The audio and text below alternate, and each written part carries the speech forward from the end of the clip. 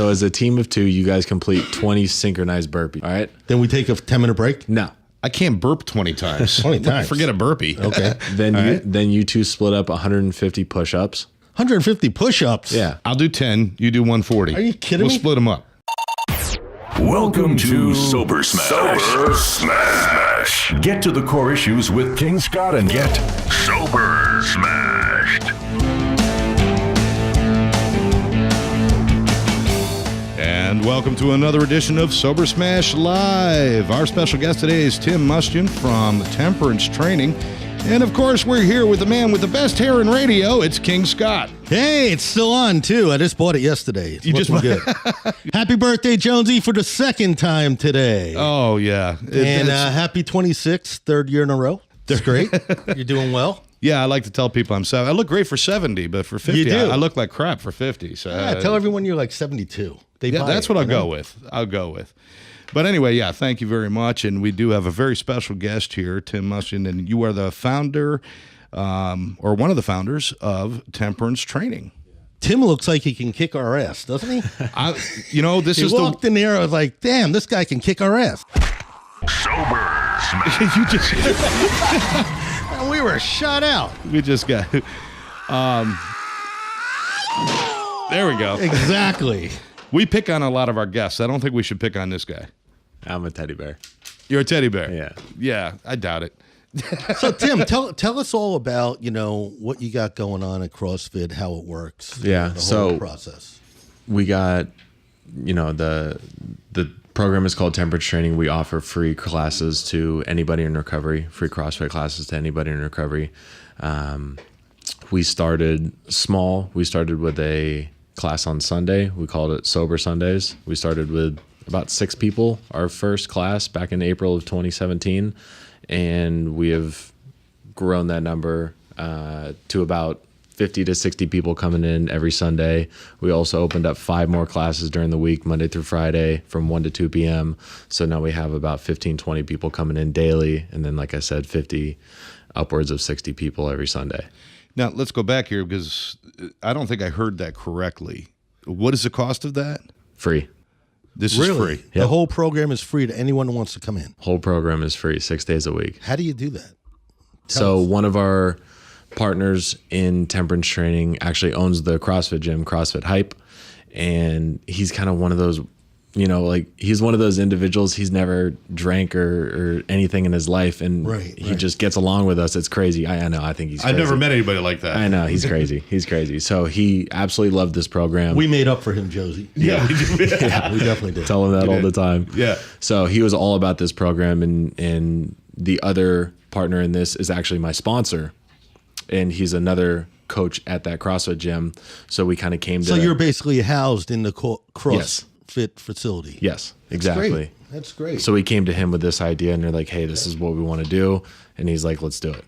And you have classes every day. Every single day, yeah. And it's available to anyone who wants to come in. Anybody in recovery. Who wants to come in. 24 hours or more of continuous sobriety.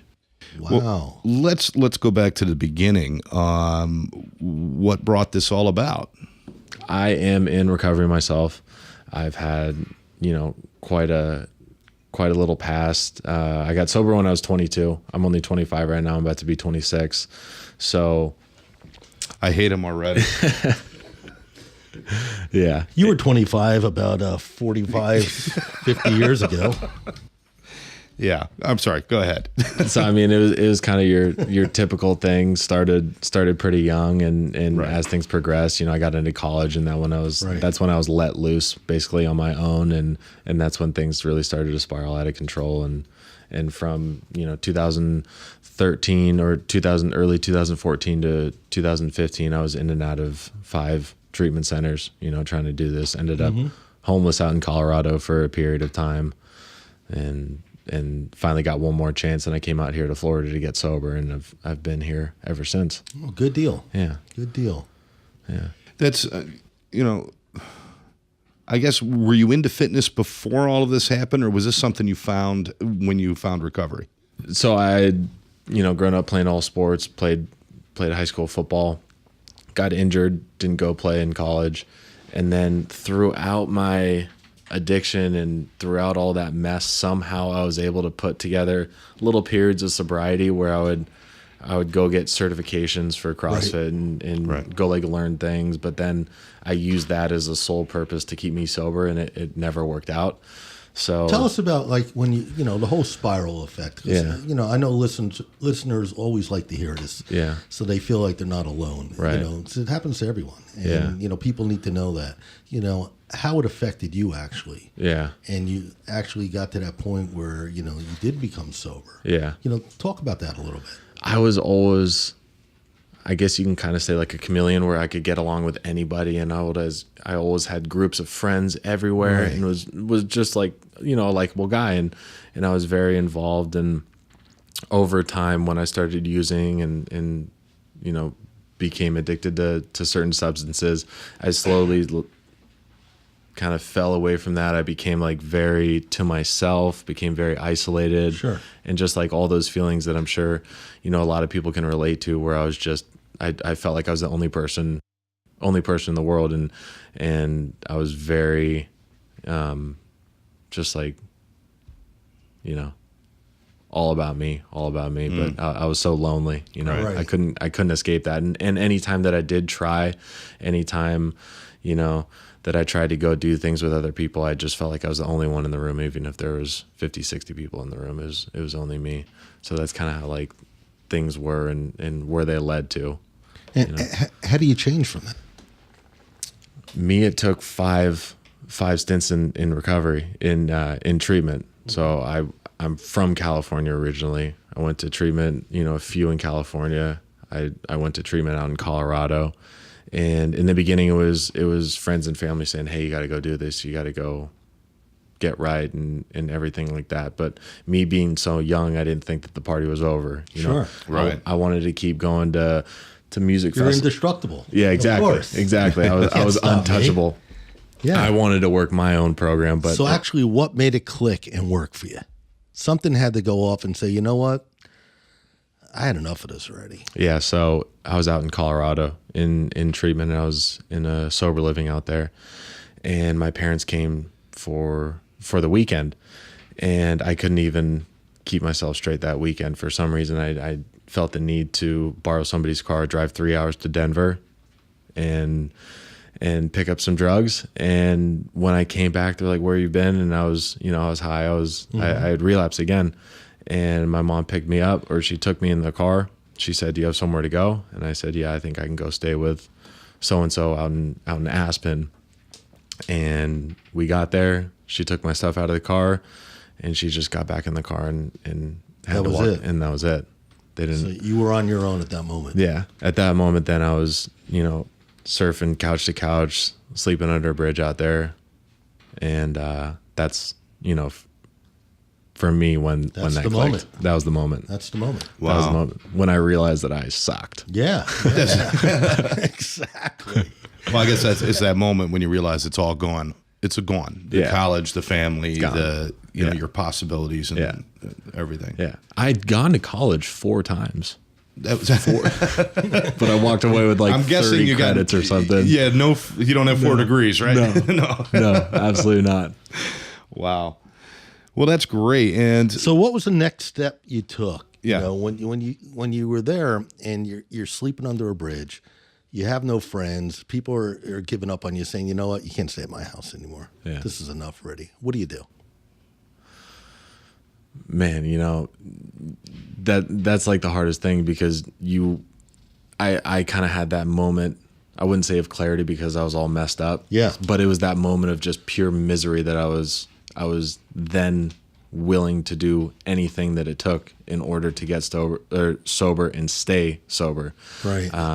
And I knew what I needed to do. It was just hard to get to that point, because like I said, I had burned so many bridges. My parents didn't really want to Sure. talk to me. Friends didn't want to be around me.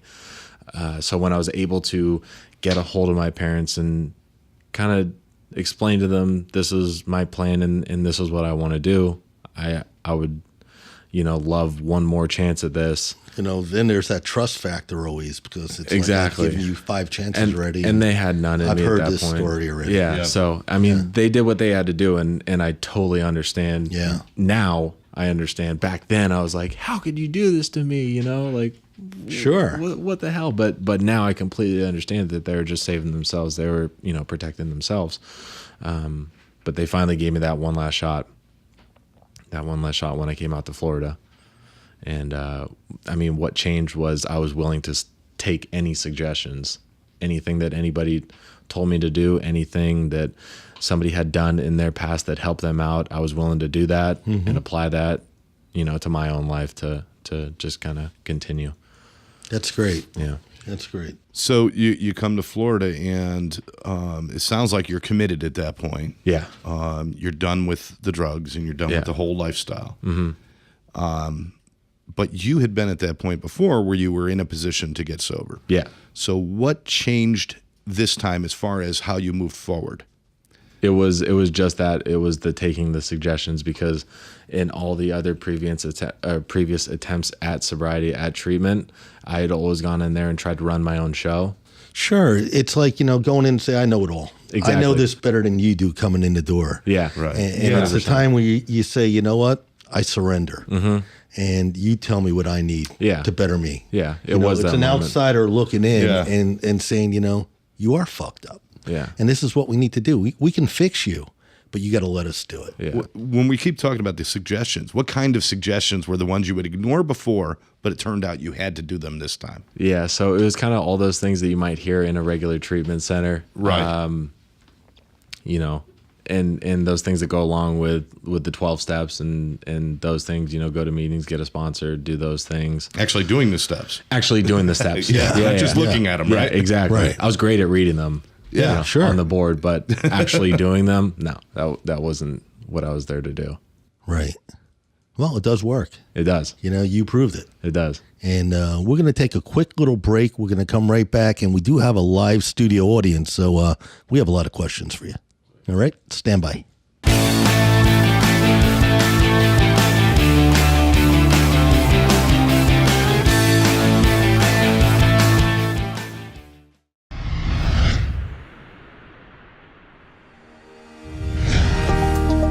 Welcome to Treatment Partners of America, your partner in recovery. Treatment Partners of America is a unique, state-of-the-art substance abuse facility.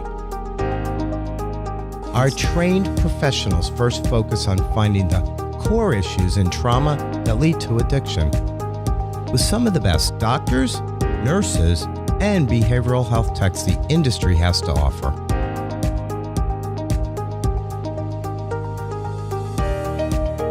We offer personalized one-on-one therapy 5 days a week, raising the bar to a higher level of standards. Whether it's drugs, alcohol, eating disorders, gambling, sex and love addiction, or even relationship addiction, Treatment Partners of America has specialists to treat and to help heal your addiction long-term rather than attempt a temporary 30-day quick fix.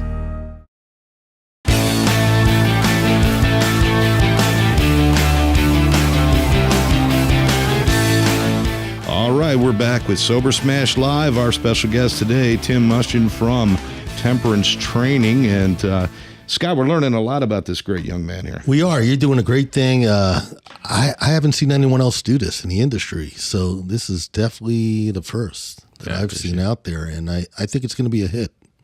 I want to come over and do it.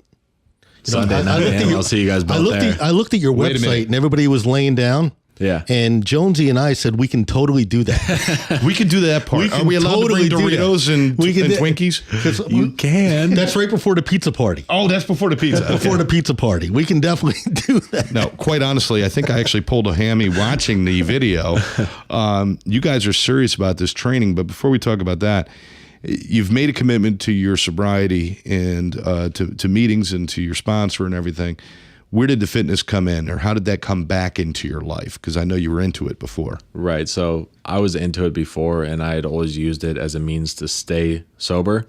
Yeah. So when I came out here to Florida, I told myself, I'm going to get everything. I'm going to get me right before I go back there, before I go back into the gym. Right. So I worked the steps. I finished that. I started to help other people. And by then, I was kind of ready, and that was about 6 months after I got down here. So after I had got everything, for me that I needed to get in order, my life and everything, then I was able to go back in the gym, and it was pretty easy after that because, my personal life was in order. And so now I could bring this part back in that I really loved and enjoyed and had passion for. It's kind of finding that balance, that people talk about. What's a typical workout in a program? Let's say we walked in there the first time. What do we expect to do? You want to hear what we did last Sunday? I'd love to hear. Sure. Because that's like maybe that. So I know when I go to the gym, Yeah. I can get bored really fast. Yeah. Which I can. 15, 20 said minutes the in, I'm tanning- ready to leave. You sit in a tanning booth with a slushie. I don't do that. I don't do that. So last Sunday, we had teams of 2. So you guys could be partners. Okay. We're in trouble already, man. Went downhill fast. So as a team of 2, you guys complete 20 synchronized burpees. So hit the floor, chest, thighs, touch the ground, jump up, Right. 20 of those. All right. Then we take a 10-minute break. No.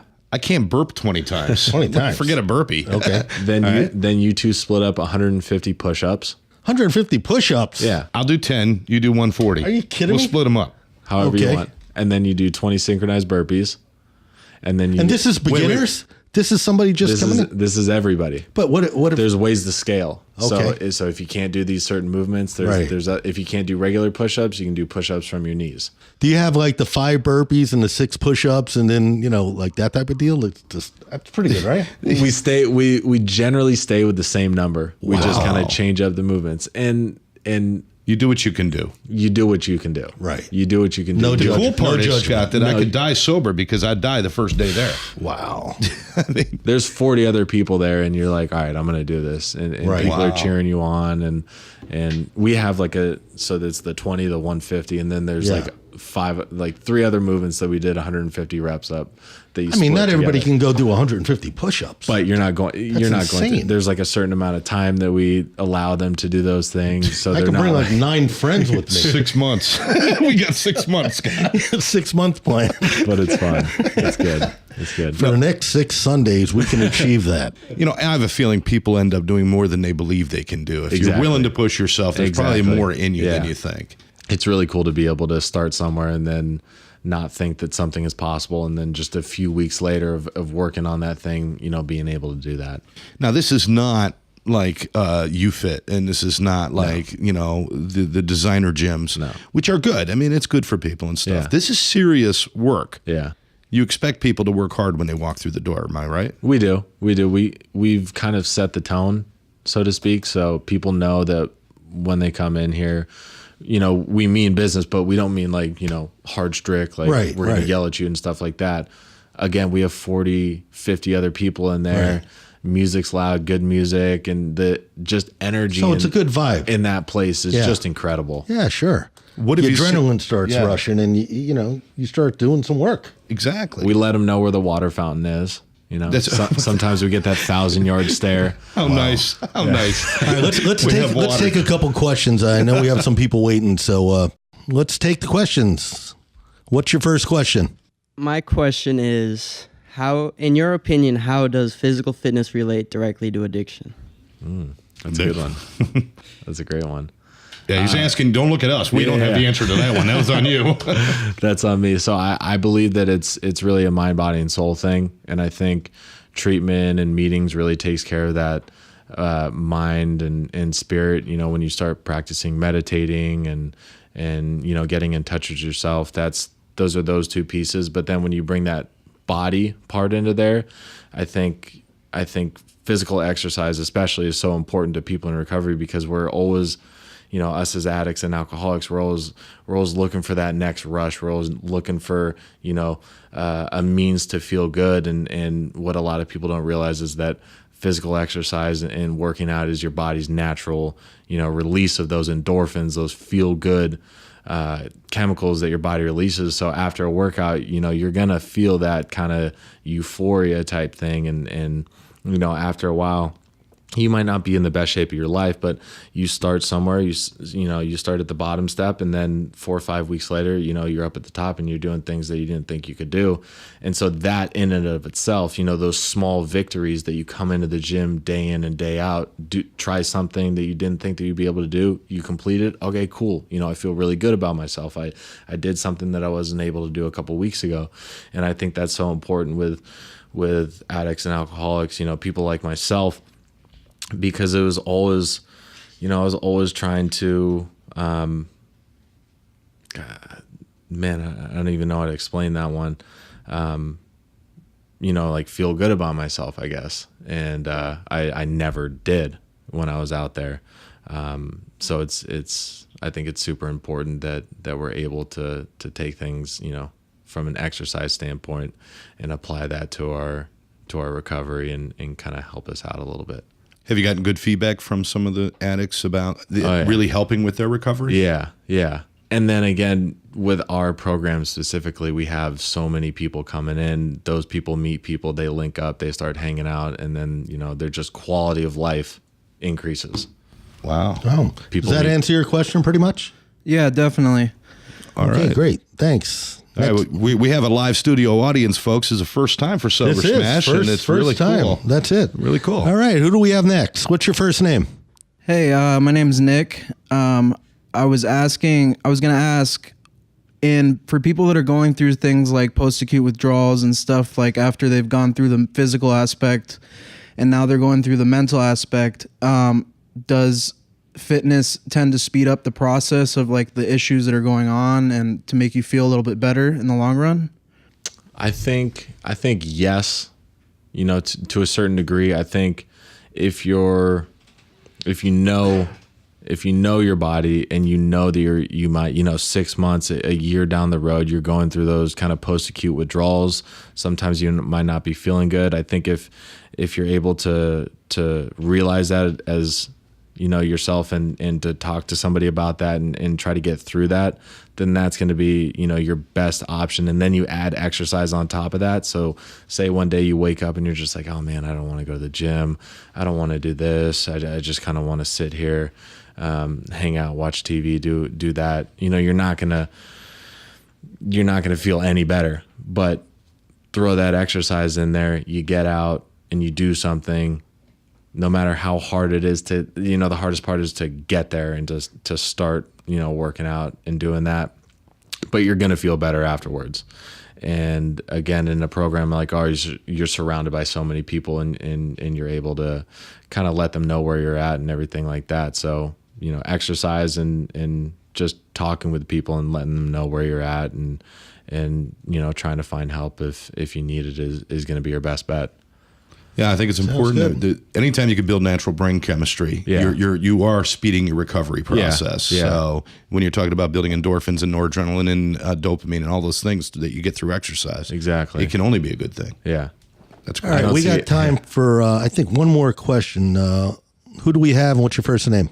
Hi, my name is Leonardo, okay. And my question is, well, it's not a question. It's more like now that you've been clean and you're doing something extremely positive. And you're at a certain level right now. I want to know, what's your limit now? What do you have? What is your goal now? What do you want to do from here on now? Do you want to you said your friend owns the gym. Do you want to have gyms? Do you want to be a motivational speaker? Like, what is your limit right now? That's a good question. Yeah, that's a great question. That is. For temperance training, for the program that we have, the vision and the goal is to have our own basically community center, so to speak, a big gym with everything. We're running classes morning, noon, and night, having different types of classes, yoga, kickboxing, CrossFit, and everything like that. A kitchen in there for cooking classes, nutrition, stuff like that. So that's for temperance training, and I just see that kind of reaching thousands of more people here in this area, and then again we can take it elsewhere and help you can turn people. us into a national program. Exactly. Yeah. And then for myself, I guess you can now kind of consider me a professional CrossFitter, so to speak. I started doing CrossFit and now I'm at a regional level, basically. For somebody who doesn't know who that or what that is, it's basically out of 500,000 people worldwide, I was in the like 0.01% of it and moved on, a couple stages. Yeah. So, out of 15,000 people in the Southeast, like Florida, Louisiana, and in those states, I was 9th place. So if I just like continue to progress myself physically and everything like that, then I can, make it to the big league in the CrossFit world. It's like you're training naval SEALs. Yeah. Yeah. That's what it feels like, doesn't it? Yeah. Well, I guess, listen, you have to push your mind and your spirit to the limit to get clean and sober. We know that. Yeah. And pushing your body to the limit in conjunction with that can only be a good thing. I think it's excellent what you're doing. Now, you did mention that you have a nonprofit now that kind of operates Temperance Fitness. Is that correct? Yeah. So are you looking for grants? Are you looking at donations? How do you guys plan to keep the motors going? Right. So we are looking for donations and grants. We actually just came across this guy who came in for a class who writes grants and does work with grants. So we're linking up with him. We are fairly new, in this process. So we're kind of figuring out everything, as we go. I've never been involved in something like this. So we're kind of figuring out on the fly. But now we're at a point where we're going to start, applying for grants and donations and things like that. You can always donate, on the website or something. How can people reach you, Tim, if they want to be part of this? They can go to www.temperancetraining.org. Okay. And our number's there. And if you want, you can just go to the gym 1 to 2 p.m. every day. And where's the gym located? When do you give the address? 100 West Royal Palm in Boca Raton, Florida. CrossFit Hype. We're there all the time. And then we're thinking of that as ground zero. That's the beginning of it. That's the beginning. Hopefully you'll see these things pop up all over. I think it's a great concept and a great idea. Yeah, I love it. And how do you feel about your life now? I mean, we talked about you being under the bridge and being at your lowest. Yeah. How do you feel about yourself now? I feel very good about it. I personally can't take any credit for it. I kind of got to give that credit back up to my higher power and the things that he's allowed me to do. I'm sure your family's proud. Yeah. Yeah, that's good. What about your mom? Yeah. They love it. They absolutely that's love it. great. That's They good. absolutely love it. We actually... I'm sure when they pull the car over this time, they hang out with you. Yeah, They don't do. leave. They do. They come out here now That's to right. hang out with me for vacation and everything. That's great. Yeah, but they don't swing by the gym. They'll make them do burpees. Yeah. Oh, well, we're not doing that either. Come on, Mom. Go. Tim, we want to thank man. you. You're doing great things, man. I appreciate Real it. good stuff, and I hope everybody gets behind what you're doing and supports you. Appreciate It's it. good stuff. Yeah. Thank you. Come on back and see us again on SoberSmash, my friend. Yeah. You've been sober smashed. Sober Smashed.